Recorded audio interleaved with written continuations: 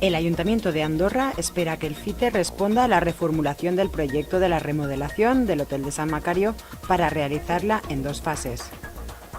El concejal de Andorra, Ramón López, ha pedido al PSOE su baja de militancia, al declararse contrario a la abstención en la investidura de Mariano Rajoy. El documental El plato de la vida se proyectaba en el Centro de Estudios Ambientales Ítaca y se realizaba una posterior charla café.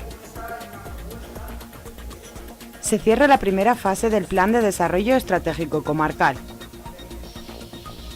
Se ha celebrado la 8ª edición del concurso de exposición de ornitología en el que han participado más de 500 ejemplares.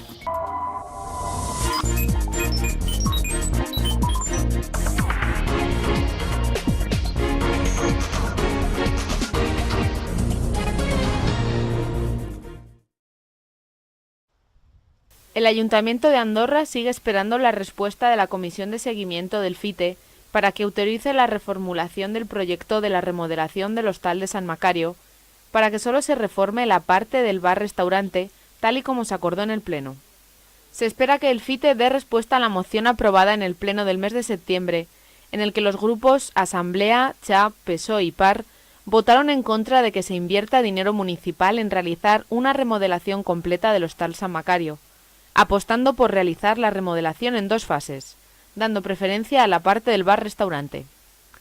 En la solicitud presentada por el consistorio se pide que se apruebe una reformulación del proyecto para poder hacer uso de los 820.000 euros aprobados por el FITE en el primer proyecto presentado por el Grupo Izquierda Unida, en el que se había proyectado realizar un hotel de 2 estrellas con 13 habitaciones. En la solicitud enviada a la Comisión de Seguimiento del FITE se requiere la reformulación de la subvención concedida al Ayuntamiento para la ejecución de una primera fase de actuación con un presupuesto de 723.857 euros, que incluye la ejecución de la obra y los honorarios técnicos. Por otro lado, se solicita la reinversión de la diferencia entre el presupuesto de esta primera fase y la subvención concedida, así como de la eventual baja en la licitación de la obra para la equipación de dicha primera fase. La Comisión de Seguimiento del FITE se reunió el miércoles en Madrid, pero el Ayuntamiento de Andorra sigue esperando respuesta. El concejal de Aguas del Ayuntamiento de Andorra, Ramón López, ha pedido la baja al PSOE por la abstención del partido en la investidura de Rajoy, aunque seguirá trabajando por la localidad junto al Grupo Socialista sin solicitar la creación del grupo mixto.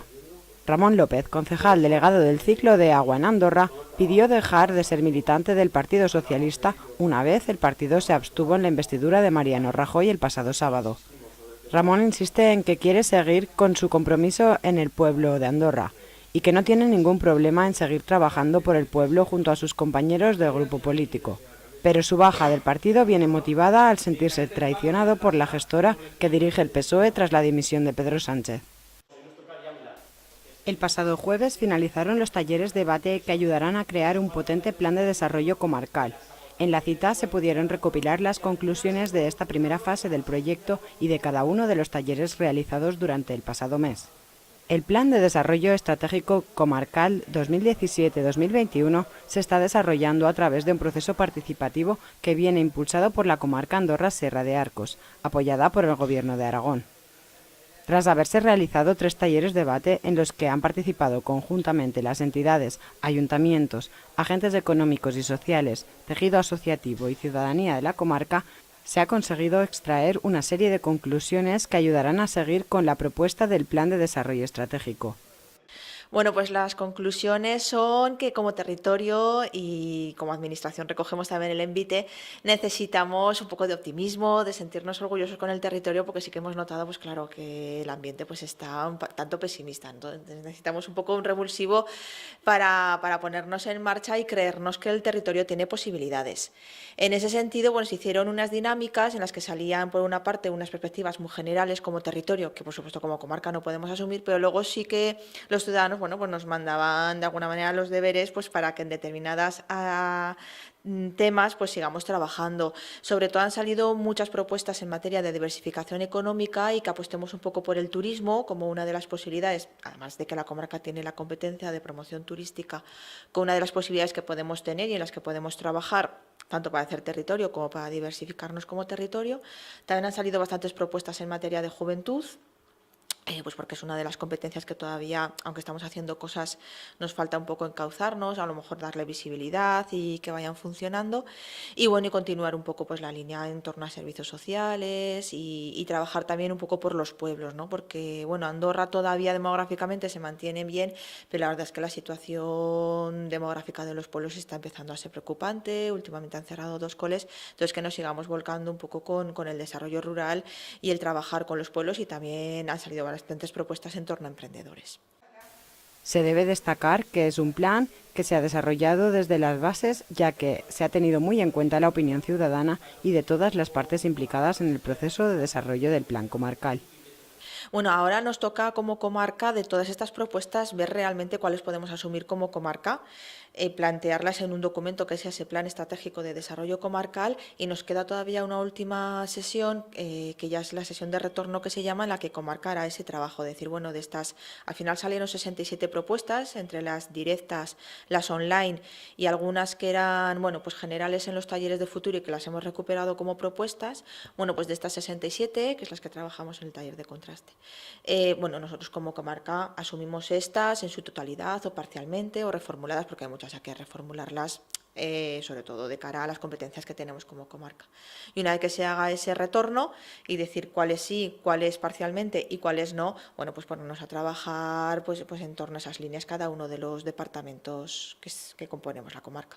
Este plan se trata de un proceso clave para el futuro de Andorra Sierra de Arcos, ya que este plan estratégico ha de constituir la herramienta que guíe las materias de desarrollo socioeconómico de nuestra comarca.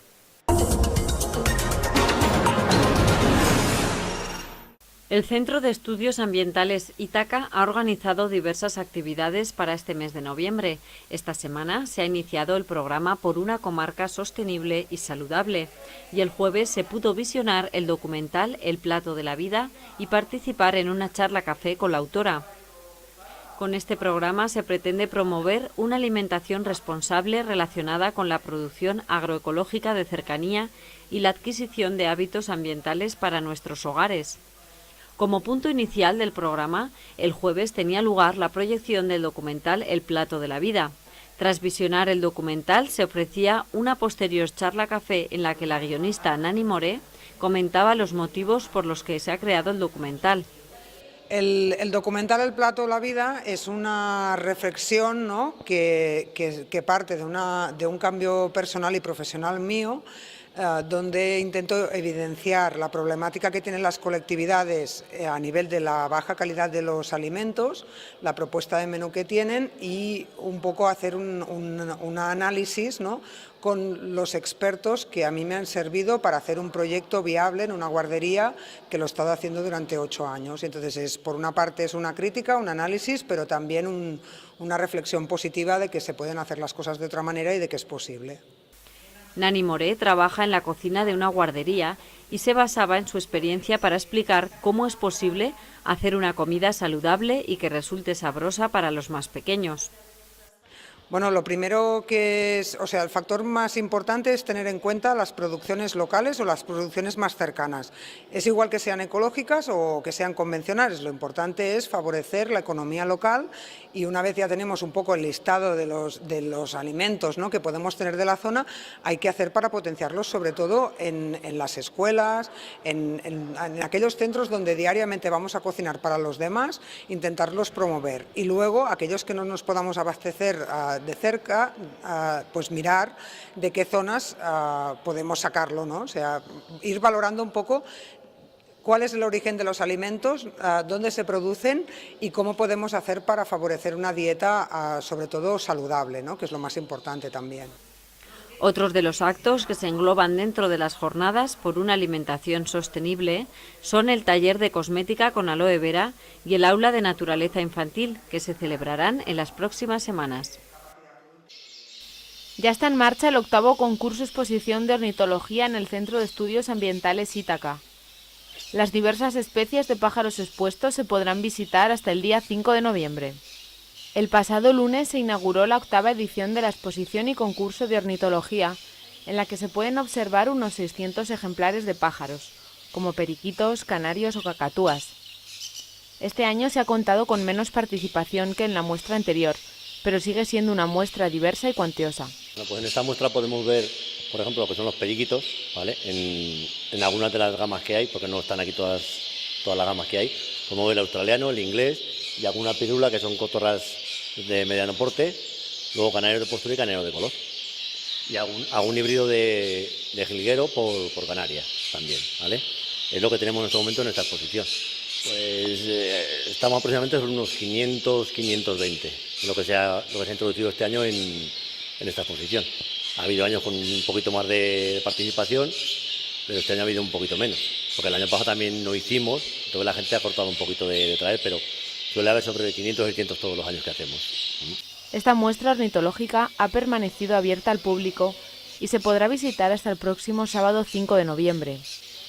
Además de exponer las diversas clases y ejemplares de pájaros, se realiza un concurso en el que se valoran aspectos como el plumaje, el tamaño y la postura. Pues en lo que es en el periquito se evalúa pues lo que es la forma del plumaje, ¿vale? Que tenga su diseño correcto, y luego también el tamaño según qué pájaros. El australiano tiene que tener un tamaño determinado, el inglés un tamaño y una posición, y las pirulas pues también el tamaño y el color que ellas tienen en sí. Y en cuanto a canario, se valora el color del pájaro, ¿vale? En sus distintas gamas, y la postura de cada pájaro, que también hay unas cuantas gamas de postura. Entonces, unos son rizados, otros lisos, unos una forma determinada, otros otra. Entonces, cada uno es en su categoría, ¿vale? Es lo que se puede valorar en este pequeño concurso que tenemos. La mayoría de estos ovíparos expuestos proceden de zonas cercanas a nuestra localidad, pero se cuenta con participantes de toda España. Procede prácticamente de toda la parte de España, todo el que quiera venir a concursar, pero la mayoría vienen de aquí de la zona de Teruel, ¿vale? De Andorra, de Caspe, de Zaragoza vienen también muchos, de Lérida, de Calatayud, más o menos de aquí del entorno de Aragón, ¿vale? La Ermita del Pilar fue la protagonista de una charla que tenía lugar el pasado viernes en el Salón de Actos de la Casa de Cultura. Se habló de la época en que fue construida y el uso que le ha dado en sus años de existencia. La Asociación Amigos de la Ermita del Pilar organizó el pasado viernes la charla La Iglesia de la Natividad de la Virgen, ahora ermita, en la que se pretendía dar a conocer a los andorranos este bien arquitectónico con el que cuenta la localidad. El principal objetivo de la charla era explicar un poco sobre la historia de este edificio y las diversas modificaciones y arreglos que ha tenido. Hombre, descubrir no es lo que se descubre nada nuevo, quiero decir. Lo que pasa es que voy a hablar más de lo que es la época y el periodo cuando se construyó, más que de la ermita en sí o, por ejemplo, la arquitectura. Un poco ubicarla en el tiempo. El título ya lo puso un poco al caso, porque normalmente siempre la Ermita del Pilar, como mucho se hablaba de Santa María Magdalena como la primera parroquia, pero claro, es que esta es la segunda.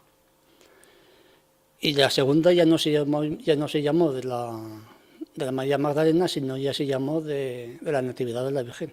Y eso mucho pues lo ignoran sencillamente.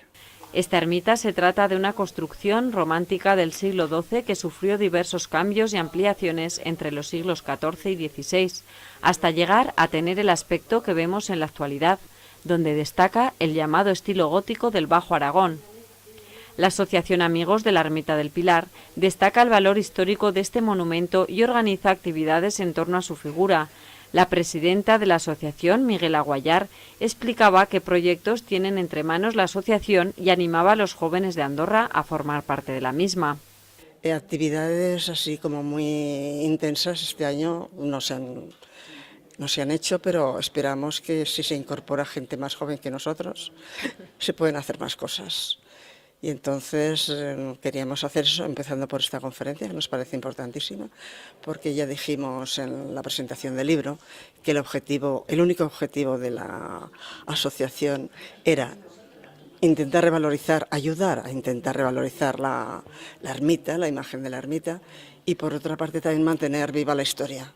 Una historia que en nuestra opinión es importantísima, no solo dentro del pueblo, sino dentro de lo que significó Aragón en la historia, el Renacimiento en Aragón, los personajes importantes en aquel momento en Aragón, en España, e incluso relacionados con otros personajes mundiales.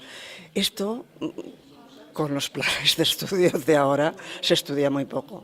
Y pensamos que si la gente de aquí del pueblo no somos los más interesados en revalorizar, en recordarlo, no va a venir nadie a ayudarnos a hacerlo.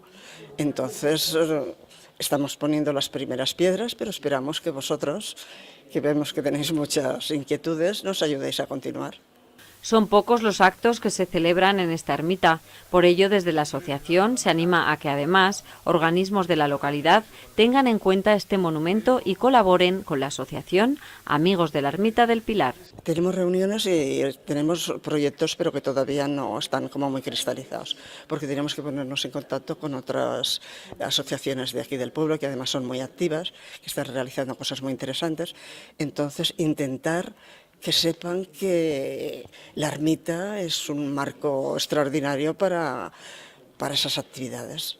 Y entonces compaginar unas con otras, eso, a disposición absoluta de la asociación para ayudar y para colaborar en todo lo que haga falta.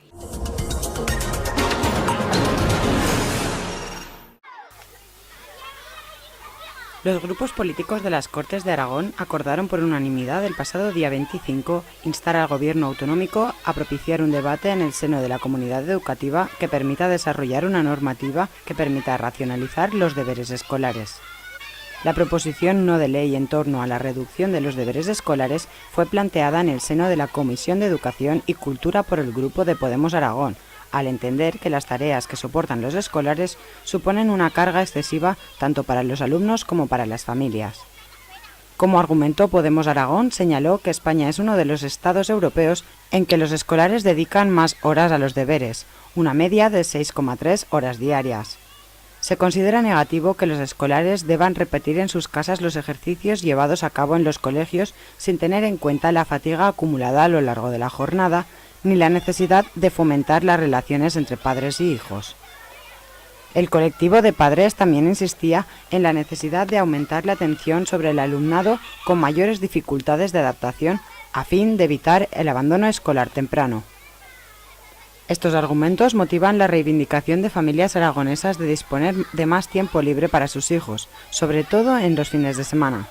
Siguiendo con los temas relacionados con educación, les informamos que el nuevo teléfono contra el acoso escolar 900-018-018 del Ministerio de Educación, Cultura y Deporte comenzaba a funcionar este martes 1 de noviembre. Es un número gratuito, confidencial y no deja rastro en la factura. Estará operativo las 24 horas del día, los 365 días del año. Al otro lado de la línea, casi una veintena de especialistas que pondrán en conocimiento de la inspección educativa cada caso y los graves se derivarán a la policía.